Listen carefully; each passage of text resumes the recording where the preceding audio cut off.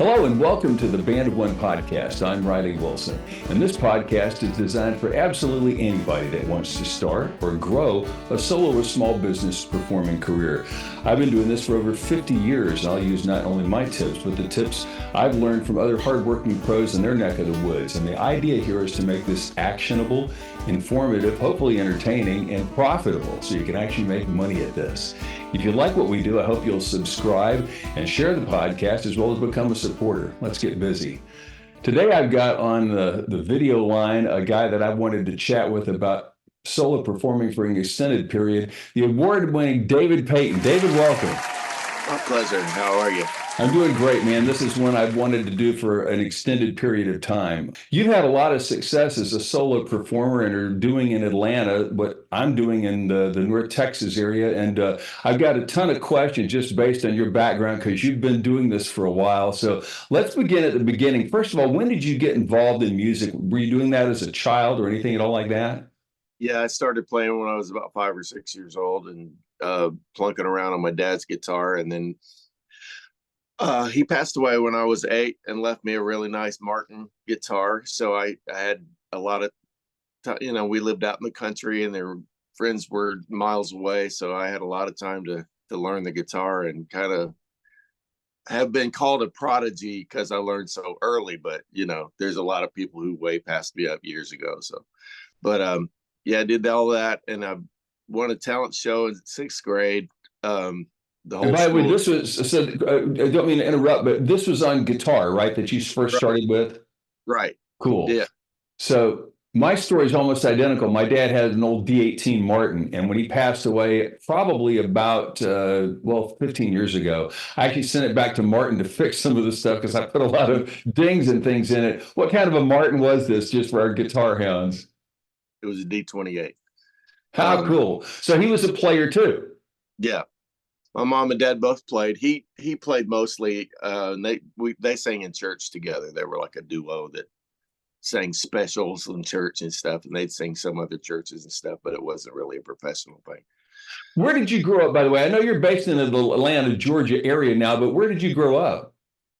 Well, it's a weird story. I was born in Indianapolis, and when I was 4, we moved to Kentucky. So my formative years were in Kentucky. And then I moved back to Indianapolis after my mom passed away when I was 11 and lived. Wow. So you lost both parents early on. Yeah, I lost. Yeah, both by the time I was 11. Where were you in Kentucky, by the way? Scottsville, which is about half hour, little more than that, south of Bowling Green, Kentucky. Okay. I know where they make the Corvettes. Hour north of Nashville. So yeah. So we got WSM and Ralph Emery and all that stuff. And when I was growing up, that's what we listened to pretty much. So you got a healthy country indoctrination. Mine wasn't much different. I'm originally from Shreveport, but we lived all over. We actually lived in Lexington, Kentucky, where I went to grade school. But Dad was with IBM, and so we moved around a bunch. And we listened to a lot of those country shows growing up as well. So 11 years old, you're essentially orphaned, right? Yeah, pretty much. I have, I'm the baby of 7 kids. So my oldest brother took me in, and him and his wife. He's 20 years older than I am. So I actually have a 80 brother in his 80s right now. But, wow, that's pretty cool. Yeah. So they took me in, and I went to junior high and high school in Indianapolis, which is where I lost my super hillbilly accent. Still got a Southern accent, but not quite as thick. I had a ball. I was in a band called Still Creek in the early 80s, and we used to play Indy, and we played Fort Wayne and had a lot of fun in Indianapolis. And that's a good town, and the people were always nice to us. And in fact, this band I was with from North Carolina, we could say y'all, and people didn't look at us really strange, which was nice. Right. So, so once I'm assuming in high school, you're still playing music? Yeah. Oh yeah. All through junior high, I was kind of like in fact, in junior high, I was just invited to join a band of high school guys because they'd heard me play, and I don't know how they heard me, but they heard me and they invited me to be in their band. And I was 12 and they were all in high school.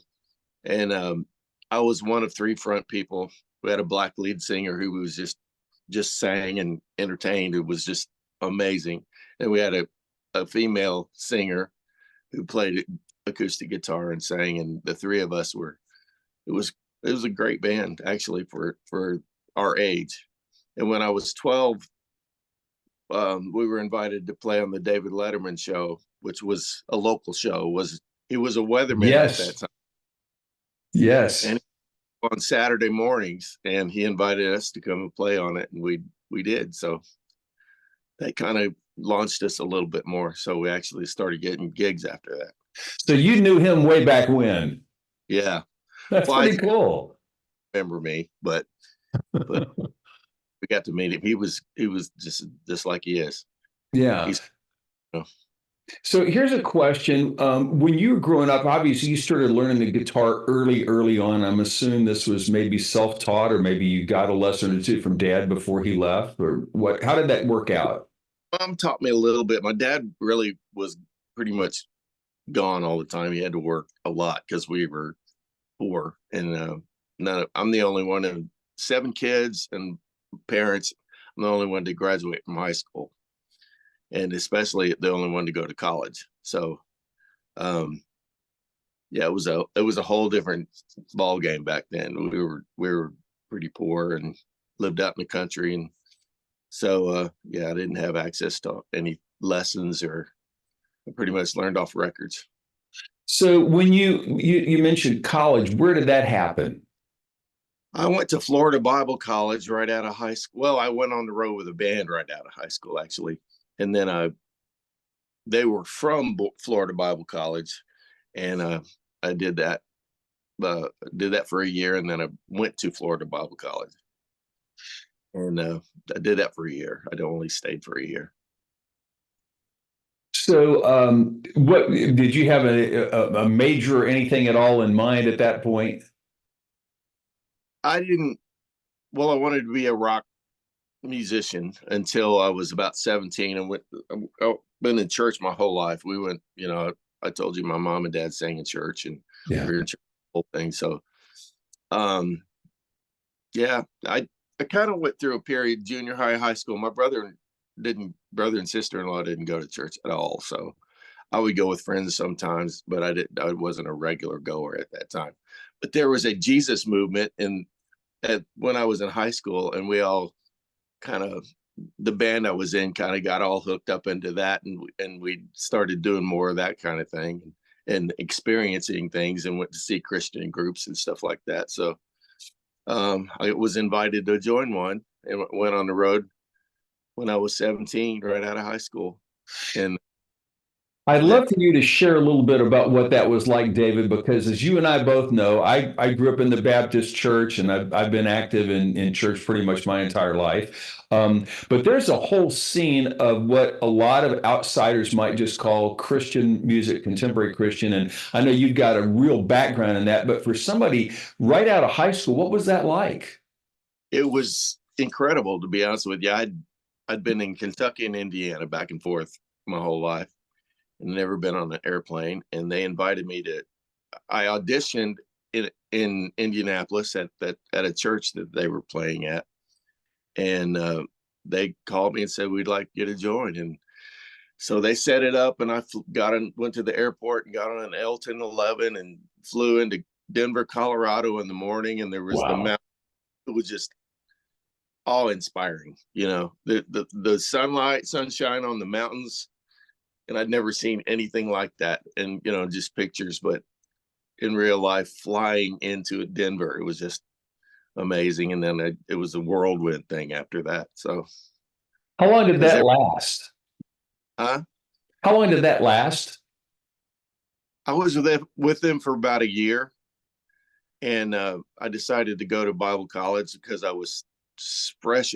I was pretty much new as a Christian. They had been to Florida Bible College, so I was kind of like a baby Christian, and as far as the biblical knowledge of stuff. So I felt like I needed to go, and I went. And then after that, I went with a bigger group from Florida Bible College called Eternity, and they'd been out they'd recorded albums and all that stuff. And so I joined them, played with them for about a year. And then it was the Cruise family. And I just kind of moved up the ranks in Christian music as far as popularity goes, or whatever the level. But these are all band gigs at this point, right? Yeah. Okay. Yeah. The only solo thing I've ever done was in 1991, I recorded the solo CD, and then I toured for a while on that. And then in 2000, I started doing secular music, cover music with party bands and all that stuff. And I was doing that kind of late in the 90s and playing in bands kind of on the weekends and stuff. And I was still doing Christian music, still, starting to do that too. And let's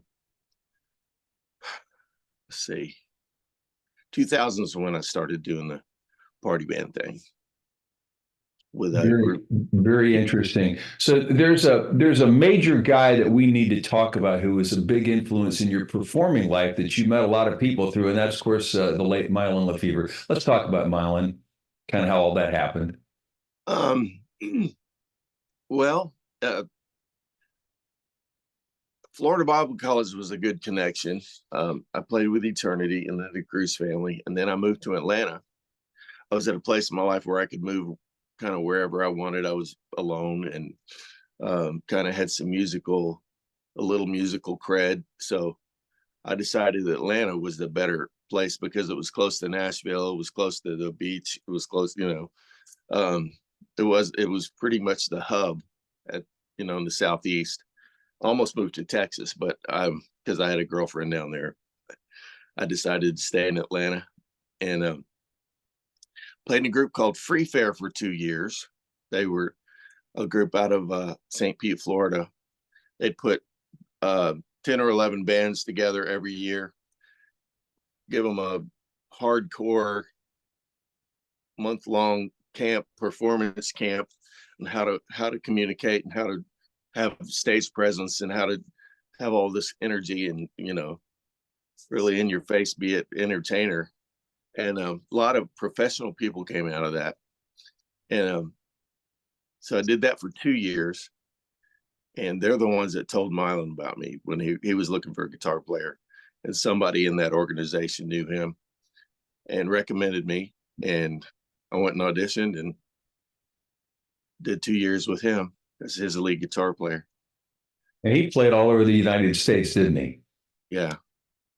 Yeah, I traveled. I went to Israel and Italy, and not with Mylon, but with some of the other groups. We traveled, been in 48 states, 6 Canadian provinces, Mexico, Italy, Israel, all the Caribbean areas, and so I traveled a good bit with the other groups. But we got on that bus and we're on the probably 220 days a year. That's tough. That's real tough. And particularly when those are travel dates, aren't they? Yeah, they were. Yeah, it was pretty much that level, the Mylon Lefevre level. We kind of when I got in the group, we were still in a big motorhome, and then by the time I left, we were in a giant $400,000 bus, which would be close to $1 million now probably, and a tractor trailer full of gear and lights and stuff. But it skyrocketed when not because I got the group, but the time period when I joined the group and left the group, they went from 1,500 to 3,000 people. It was a big crowd. We do the festivals. Then toward the end, after we did an album called Sheep in Wolf's Clothing that was nominated for a Grammy. And by the end of that, we were doing, $4,000 and $5,000. I mean, $4,000 or $5,000 seat places pretty regularly, pretty much. You also met some pretty interesting people, including one of my favorite guitar players from Flint, Michigan, named Mark Farner on this, didn't you? Yeah. He actually, he was trying to get into, he did. I mean, he was trying at the time to get into Christian music, and I don't know how he got with Milan, but he came out on the road with us for about 4 days. And he was like, I mean, I was on the front row watching him when I was in high school. I just loved him. I thought he was the lead singer, and he wrote all the songs, and he had all this energy, great guitar player. And he was like one of my probably top 5 heroes in rock music. And he came out on the road with us for 4 days. And I just got, I was like, oh, I was trying not to be starstruck, but I couldn't help it. That's hard to do. I ran into the little bit of that when I was at Musicians Institute, because we would have, Larry Carlton was there one morning and Jay Graydon is there the same night, and it's tough to keep a semblance about that. But you obviously had some your abilities, it sounds like, continue to grow with you to enable you to go from just being a little kid who can play some guitar to a point where you're playing in bands in high school, you're out on the road playing these bigger and bigger and bigger gigs. What caused the reason for you to leave Milan? Did it just get too busy, or you just had some other opportunities, or he was going to make some changes, or what happened? Actually,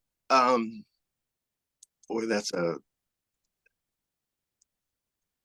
that's a real personal thing. It was like I told you, I was alone, so I could go wherever I wanted and join, whatever. And that, by the time I was in my mid-20s, that was really, and I'd date girls at home, but we weren't home hardly ever, so you couldn't really get a relationship going. And there was a time where I met a woman. She had 2 kids, and she'd been married before, obviously, and met her at church, and she was just great, and the kids loved me, and I was like, oh, instant family, so I started dating her, and we got real serious real quick. And it was a problem in the group, because they didn't want me to get serious with her, because she'd been married before, and there were whisperings about her and stuff. And I didn't hear it. I just ran through every red flag there was. And, and Milan said, if you don't knock it off, we're going to have to fire you. And I said, well, great. I'll help you find somebody. I was an idiot. Well, let's talk about that for just a moment, because I completely get that. I mentioned Still Creek Band. I was on the road. We did 300 plus nights a year. Yeah. Wow. Which means that you take off in January and you get home in July and you play 6 nights a week. And if you have a day off, if you're lucky to do that, the chances are good it's a travel day, because we're going from one hotel to the next. 4 to 5 hours a night every night. It does get lonely. It gets really difficult. In fact, I met my wife at the end of that.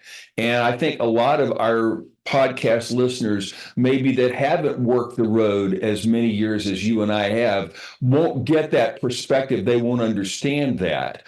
But I completely understand how that went. As I said, I saw that not just with myself, but other musicians that I work with, because I was on the road by the time I was 18 years of age and did that for a decade before I ever decided, you know what, there might be a way I can do this and I don't have to travel and live out of a suitcase. So what happened after the Milan gig for you, playing wise? I married the woman, and obviously she wanted me to have a real job. And so I quit doing music for a while, and I was driving a forklift in a warehouse, and that was pretty much my main job. And I would do stuff on the side, do little here and there gigs, but I didn't really have a solo thing put together. So it was real sporadic and real uncomfortable. I didn't really have it put together. So I didn't do very much of that. And Greg Menza was Milan's booking agent, and he came to my house for my 30th birthday party. And he said, "What are you doing? Where are you playing now? What are you doing?" And nothing. He said, "That's ridiculous." I said, "Well, I've been writing some songs and stuff." He said, "Well, let me hear them." So I went and had a little 4-track tape player, a tape recorder, and I'd overdub some stuff and drum machine and all that, and played him my songs. He said, "We've got to get you out there. You got to get these songs out there. You got to get out there. You're too good." I was like, "Okay, you're going to help me?" And he said, "Yeah, I'll definitely help you." So he actually hired me as a booking agent. So I would have the time, Wow. freedom. Yeah, I was just driving the forklift. I wasn't making hardly any money. And he hired me as a booking agent. And so I got to book the Newsboys and a whole bunch of people like that. But during that time, I was putting an album CD together. I had to borrow money, and it was originally going to be a demo. But once we got 2 or 3 songs done, he said, "Well, let's go ahead and do a whole CD." And I was like, "I don't have the money." He said, "Well, we'll work all that out." So for $2,500, including artwork, I did a CD, and had a bunch of people in Atlanta, friends, play on it and sing on it for free. So it saved me money. And turned out Refuge Records from Nashville, Greg went and promoted, he tried to get me. And Refuge bit, and they took the record on and mastered it and put it out nationally. And so I sold several thousand, 10,000 of those, and the CDs. For an independent record, that's pretty good, David. I mean, yeah, it was there was a little bit of the X-Mile and guitar player thing, but by that time that had kind of died down because I'd been out of it for 3 or 4 years. And so, Sure. So he started booking me gigs, and I'd open for this guy and open for this band and open until, I got to where I was doing festivals, and I put my own band together. Didn't work out very long, but David Payton and the Basics, and we did some festivals. I'm nervous. Ichthus up in Kentucky, and a couple of other smaller festivals, and I realized pretty quick it would be a lot easier for me to do this by myself, because trying to keep, unless you're on, 3 or 4 gigs a week, good players are not really going to stay interested. So, but Greg got me booking where I was out 60% of the time. I was on the road by myself. Wow. And so I quickly put together a show where I do a lot of my testimony, but I do it with humor. There's a guy out, Tim Hawkins, now, Christian and singer, musician, he's mostly a comedian, but I did some things like that, some of the redneck kind of stuff before that was popular. But yeah, so I was kind of like 20% comedian, 50% musician, and 30% preacher.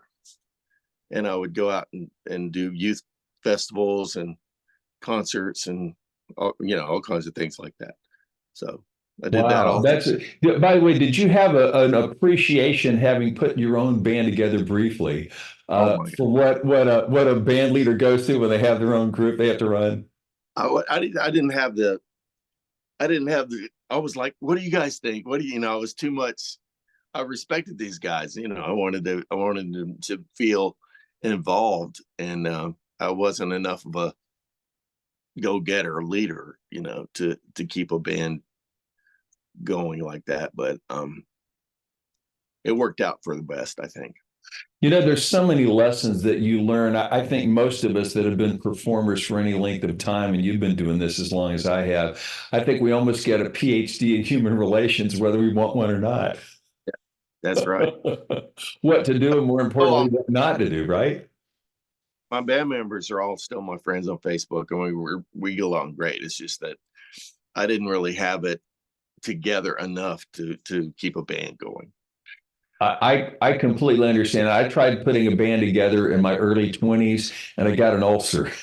and Zig Ziglar, the motivational speaker, lived here in Dallas for several years, so he passed away. One time he says, you get ulcers not from what you're eating, but from what's eating you. And I learned that firsthand. But I think one of the great things that happens, of course, is that if you continue to perform and you have a talent, you've clearly got a talent.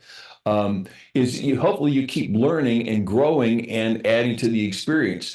Now, you were doing obviously these solo shows, and this is still involved with your testimony. I'm assuming mostly Christian music, but you made a decision to do secular.